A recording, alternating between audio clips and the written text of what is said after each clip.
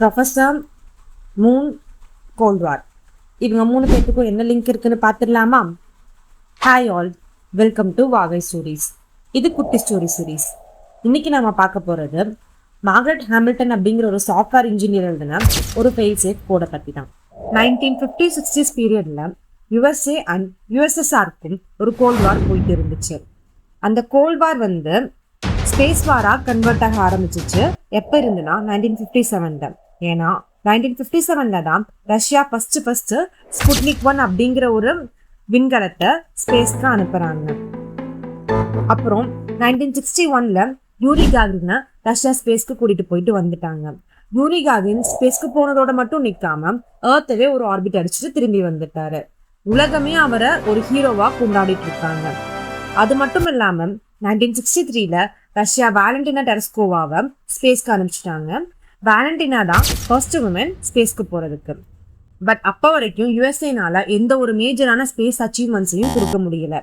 அந்த சுச்சுவேஷன்ல தான் யுஎஸ்ஏவோட பிரசிடென்ட் ஜான் எஃப் கென்னடி சொல்றாரு, எங்களோட மிஷன் மூனுக்கு போறது தான். ஏன்னா மூனுக்கு போறது அப்படிங்கிறது ஒரு ஈஸியான டாஸ்க் இல்லை, அது ரொம்பவே கஷ்டமான டாஸ்க்.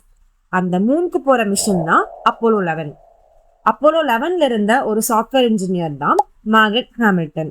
அப்போலோ 11 மிஷனோட ரொம்ப குரூஷியலான பார்ட்டே மூன் லேண்டிங் தான். மூன் லேண்டிங் நடந்துட்டு இருக்க டைம்ல அந்த சாஃப்ட்வேர் எந்த ஒரு கிளிச்சும் இல்லாம ரன் ஆகணும். வேற எந்த தேவையில்லாத மாடியூல்ஸ் ரன் ஆனாலும் அந்த மாடியூல்ஸ் எல்லாம் கில் பண்ணிட்டு லேண்டிங் மாடியூல் மட்டுமே ரன் ஆகணும் அப்படிங்கிற அந்த ஒரு ஃபெயில் சேஃப் கோட் எழுதினவங்க தான் மார்கரெட் ஹாமில்டன். ஜூலை 20, 1969 உலகமே நாசாவை எதிர்நோக்கி பார்த்துட்டு இருக்கு. ஏன்னா நீல் ஆம்ஸ்ட்ராங் நிலவில் தரையிறங்கிறதுக்காக வெயிட் பண்ணிட்டு இருக்காங்க.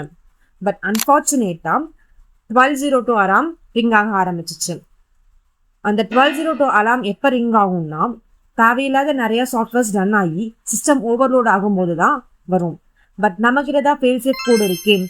மார்கரெட் ஹாமில்டன் எழுதுற அந்த ஃபெயில் சேஃப் கோட் என்ன பண்ணுச்சுன்னா அந்த தேவையில்லாத ப்ரோக்ராம்ஸ் எல்லாம் கில் பண்ணிட்டு அந்த லேண்டிங் மாடியூலை மட்டும் ரன் பண்ண வச்சுச்சு. ஸோ அவங்களோட ஃபெயில் சேஃப் கோட்னால நீல் ஆம்ஸ்ட்ராங் சக்ஸஸ்ஃபுல்லாக மூணில் தரையிறங்கிட்டாரு. இந்த ஸ்டோரியிலிருந்து நம்மளுக்கு என்ன தெரியுதுன்னா, ப்ரொஃபஸர் எப்படி plan A, plan B, plan சின்னு வேற பிளான்ஸ் வச்சுட்டே இருப்பாரோ, அதே மாதிரி நம்மளுக்கு ஒன்று ஒர்க் அவுட் ஆகலன்னு தெரிஞ்சா இம்மீடியட்டா இன்னொரு பிளான் ஸ்விட்ச் ஆகி போயிட்டே இருக்கணும் நம்மளோட டெவலப்மெண்ட்க்கு. Because if plan A doesn't work, there are 25 more letters.